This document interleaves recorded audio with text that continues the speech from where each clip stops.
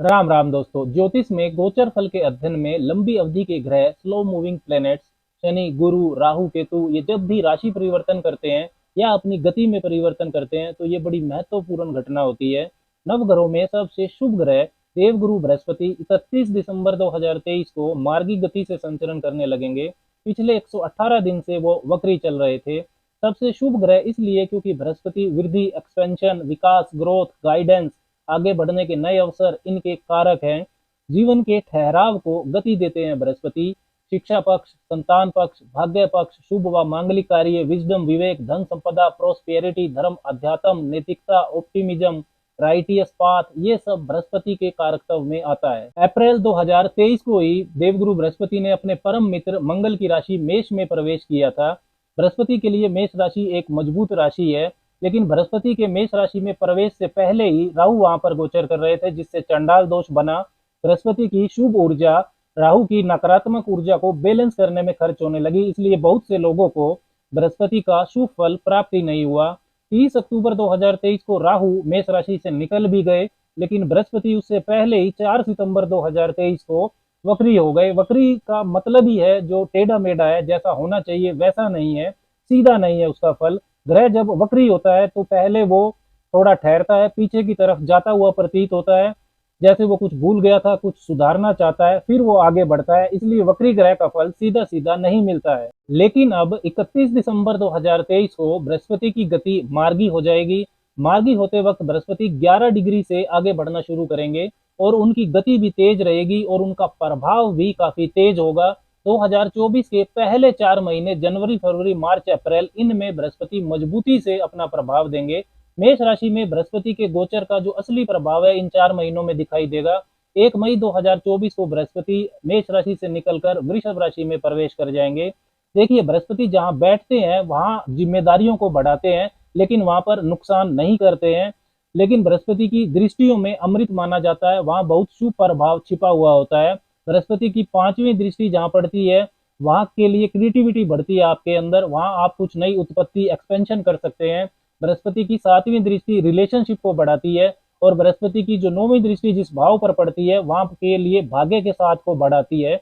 इसके साथ ही बृहस्पति मेष राशि में है तो उनकी 5वीं दृष्टि सिंह राशि पर पड़ेगी, जो ईगो को नियंत्रित करेगी, और 7वीं दृष्टि तुला राशि पर पड़ेगी, जो जीवन में इक्विलिब्रियम को बढ़ाएगी, और जो 9वीं दृष्टि है वो धनु राशि पर पड़ेगी, जो आगे बढ़ने का सही रास्ता दिखाएगी। अब बात करते हैं कि देवगुरु बृहस्पति मार्गी होने के बाद मिथुन वालों को क्या शुभ परिणाम देंगे। चंद्र राशि, जन्म की राशि पर यह वीडियो आधारित है, आप इसको लगन की राशि से भी देख सकते हैं। अच्छा तो ये होगा कि आप इसको दोनों से देखिए। यदि आपको राशि से भी और लगन से भी शुभ परिणाम मिलते हैं तो ये बृहस्पति का जो गोचर फल है वो आपके लिए बहुत बेहतरीन रहेगा। एक से शुभ और एक से अशुभ फल मिलता है तो आपको मिश्रित परिणाम मिलेंगे, शुभ भी और अशुभ भी। तो मिथुन वालों के लिए देवगुरु बृहस्पति आपके 7वें और 10वें भाव के स्वामी बनते हैं तथा 11वें भाव में मेष राशि में गोचर करते हुए वो मार्गी होंगे। 31 दिसंबर 2023 को बृहस्पति की जो 5वीं, 7वीं और 9वीं दृष्टियां हैं वो आपके तीसरे भाव, पंचम भाव और सप्तम भाव पर रहेगी। 2024 के शुरू के 4 महीने में भाग्य के कारक और आपके रिलेशनशिप, कैरियर, बिजनेस भाव के स्वामी बृहस्पति आपको काफी शुभ परिणाम देंगे। देखिए, अप्रैल 2023 में ही बृहस्पति ने आपके लाभ भाव में मेष राशि में प्रवेश किया था, लेकिन उस वक्त राहु वहां पर गोचर कर रहे थे, जिसकी वजह से चंडाल दोष बन गया। अक्टूबर में 30 अक्टूबर को राहु के लाभ भाव से निकल जाने के बाद भी आपका लाभ प्रभावित रहा, क्योंकि बृहस्पति वक्री चल रहे थे। पिछले 7-8 महीनों में बहुत से मिथुन वालों के लिए जो इनकम है, आय का साधन है, उसमें परेशानियां चल रही थी। नेटवर्क सर्कल से आपको लाभ नहीं हो रहा था। कैरियर में, बिजनेस में जो आप निर्णय ले रहे थे उनका परिणाम आशा अनुरूप नहीं आ रहा था। काफी मिथुन वालों की जो प्रमोशन है, इंक्रीमेंट है, वो भी रुकी। लेकिन अब 2024 में बृहस्पति मार्गी होने पर लाभ आपका बढ़ाएंगे, इच्छाओं की पूर्ति होगी। लाभ भाव में सभी ग्रहों का गोचर शुभ फल देता है। आपके लिए 2024 वर्ष के जो पहले 4 महीने हैं, जनवरी, फरवरी, मार्च, अप्रैल, वो इसलिए भी ज्यादा शुभ हो जाएंगे क्योंकि आपके भाग्य भाव के स्वामी शनिदेव स्वराशि के गोचर कर रहे हैं आपके भाग्य भाव में ही, 9th Lord in the 9th house. Shanidev की तीसरी दृष्टि भी आपके लाभ भाव पर रहेगी। तो मिथुन वालों के लिए लाभ भाव में बृहस्पति का गोचर और शनिदेव की दृष्टि है लाभ भाव पर, तो ये जो डबल ट्रांजिट इफेक्ट है, द्विगृह गोचरीय प्रभाव, ये विशेष तौर पर आपके लाभ भाव को एक्टिव करेगा। आपकी पावर, समृद्धि, मान सम्मान इसमें वृद्धि होगी। समाज के प्रतिष्ठित लोगों से आपके संबंध बनेंगे। बड़े बड़े सपने आपके पूरे हो सकते हैं इस पीरियड में। बड़े बड़े जो अटके रुके हुए काम है आपके, वो बन सकते हैं। सभी तरह की रुकावटें खत्म होगी, शत्रु विजयी आप बन सकते हैं। नेटवर्क सर्कल से आपको विशेष लाभ मिल सकता है। देखिए, जो 11वां भाव होता है ये आपके प्रोफेशनल नेटवर्क सर्कल का होता है। ऐसे व्यावसायिक मित्र जिनसे आपको लाभ होता है। बड़े भाई बहन 11वें भाव से देखे जाते हैं। और जो तीसरा भाव है वो आपके छोटे भाई बहन का होता है, मित्रों का होता है, नजदीकी रिश्तेदारों का होता है। लोकल नेटवर्क सर्कल एक तरह से इसे बोल सकते हैं। तो बृहस्पति की जो 5वीं दृष्टि है वो तीसरे भाव पर भी रहेगी। तो नेटवर्क सर्कल आपका बढ़ेगा। ईगो को छोड़कर नेटवर्क सर्कल से बनाकर यदि आप चलेंगे, परस्पर समझ बढ़ाएंगे, म्यूचुअल बेनिफिट के बारे में यदि आप सोचते हैं, तो इन 4 महीनों में आप एक से ज्यादा आय के साधन यानी कि मल्टीपल रिसोर्सेज ऑफ इनकम को बना सकते हैं। नेटवर्क सर्कल की प्रॉपर हैंडलिंग आपकी ग्रोथ के लिए की फैक्टर है। इस पीरियड के दौरान आपके छोटे भाई बहन, बड़े भाई बहन के जीवन में भी कुछ अच्छी घटना घट सकती है। कर्म भाव, कैरियर भाव के स्वामी होकर बृहस्पति लाभ भाव में गोचर कर रहे हैं।